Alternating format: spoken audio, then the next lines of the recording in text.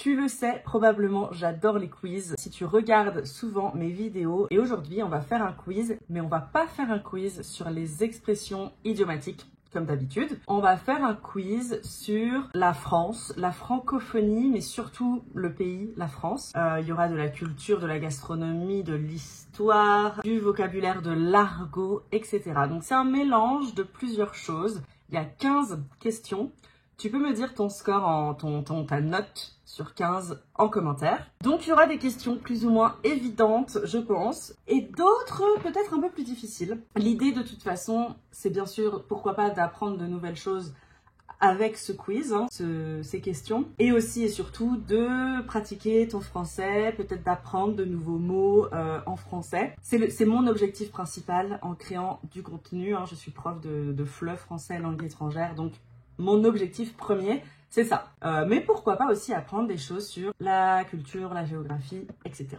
En préparant la vidéo, j'ai même été surprise, moi, de la 8e question, de la 8e réponse. Je veux pas spoil, je veux pas divulgacher. Ça veut dire to spoil en français, on dit divulgacher, mais personne ne dit ça. Tout le monde dit spoil. C'est un anglicisme qu'on utilise très souvent. On a un équivalent, divulgacher, mais voilà. Il n'est pas très utilisé. Mais revenons-en, expression idiomatique, revenons-en à nos moutons. Revenir à nos moutons, c'est revenons au sujet principal. Quand on parle d'un sujet et on s'égare, on parle d'autre chose. Et après 5 minutes, on dit bref, revenons à nos moutons. C'est parti pour le quiz. On commence avec la première question. Quel est le surnom de Paris en argot français? Est-ce que c'est Lutèce ou bien la capitale? En argot, on dit je vais à la capitale. Ou bien Paname, la ville Paname, ou la cité. En argot français, je vais à Paris devient je vais à Paname. Ouais, la 3e. Paname, je vais à Paname, je suis à Paname, j'habite à Paname. Voilà, pour dire Paris. D'ailleurs, il y a une chanson, Slimane, je ne sais pas le titre exact, mais je l'écrirai ici. Il a une chanson où il utilise Paname, et donc ça veut dire Paris. Question numéro 2. Quelle ville française est surnommée la ville rose? La ville rose, est-ce que si je dis je vais à la ville rose, je viens de la ville rose, est-ce qu'on parle de Marseille? Est-ce qu'on parle de Bordeaux, Lyon ou Toulouse? Eh bien, la ville rose, on parle de Toulouse. Ouais, c'est ma ville, je pense, une de mes villes préférées en France. C'est là-bas, le débat chocolatine, pain au chocolat. Moi, comme 80 ou 70, je sais pas. Comme la majorité des Français, on dit pain au chocolat. Mais dans le sud-ouest, ils disent chocolatine, pour dire ça. Et donc, effectivement, Toulouse, on dit la ville rose. Je pense que ça vient de son architecture et de ses briques roses. Paris, c'est la ville lumière.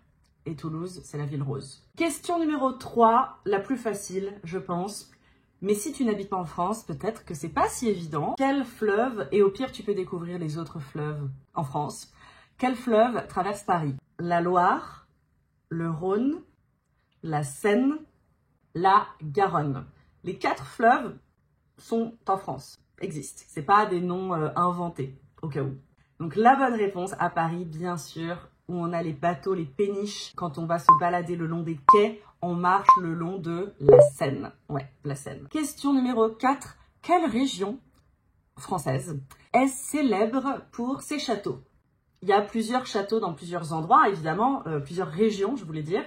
Mais il y a une région qui est quand même il y a beaucoup de châteaux concentrés au même endroit. Comment s'appelle ce lieu, cet endroit? Est-ce que c'est la Normandie, la vallée de la Loire, l'Alsace ou l'Île-de-France? La bonne réponse c'est la vallée de la Loire. La vallée de la Loire, il y a plusieurs châteaux. Il y a par exemple le château de Chambord, le château de Chenonceau. Ils sont assez proches les uns des autres et vraiment, c'est vraiment magnifique. C'est une très belle région en France. Quel est le nom de l'hymne national français?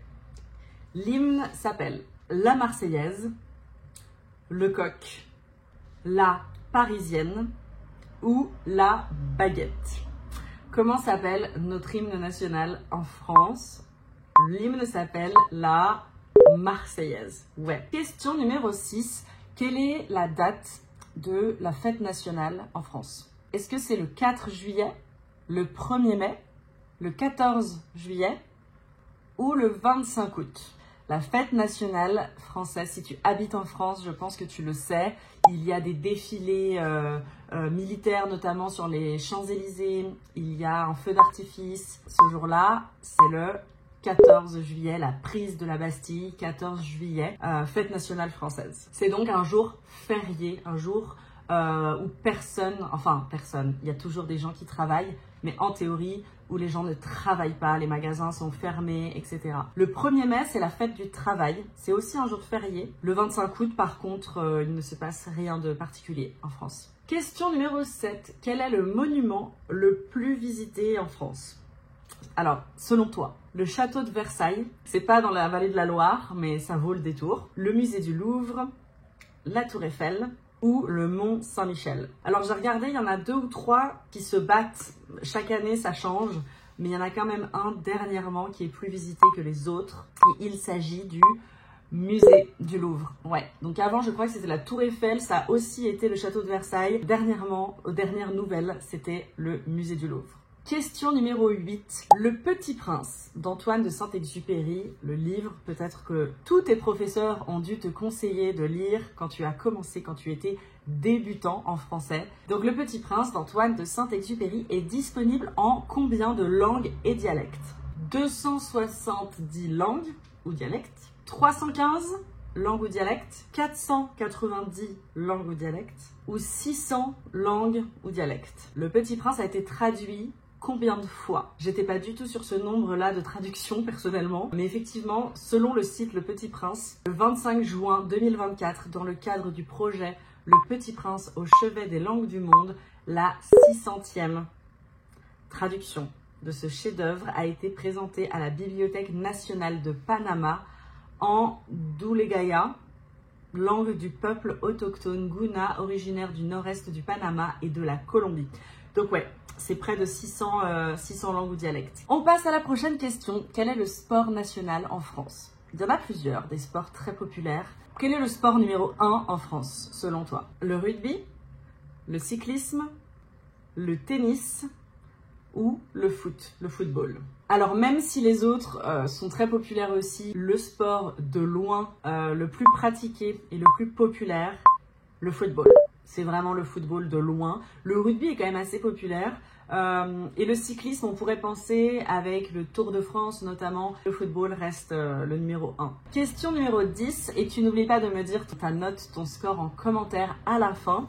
Quel fromage bleu est célèbre en France? Est-ce que le fromage bleu en question, c'est le brie, le roquefort, le comté ou le camembert? Le fromage bleu, le seul qui est bleu, c'est le roquefort. On continue avec la gastronomie, la choucroute.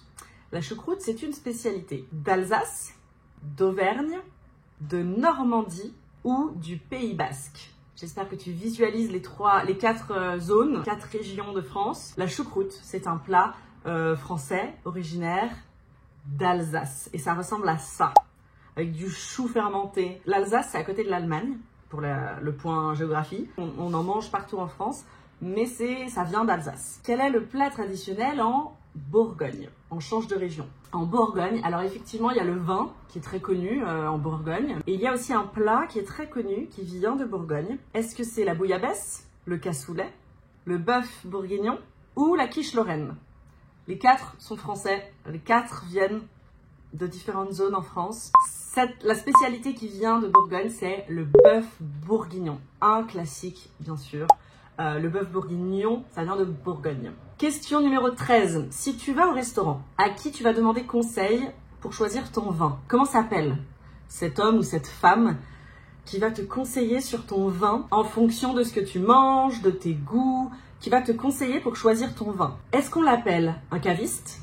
Tu demandes conseil au viticulteur, à l'œnologue ou au sommelier? À qui vas-tu demander conseil? Eh bien, quand tu es au restaurant, tu demandes conseil au sommelier. Ouais, un sommelier, c'est quelqu'un qui va accorder mets et vins, qui va te conseiller pour choisir un vin et accompagner ton repas. Quel est l'emblème animal de la France? Est-ce que c'est le lion, l'aigle, le coq ou l'ours? L'animal emblématique, l'emblème de la France, c'est le coq.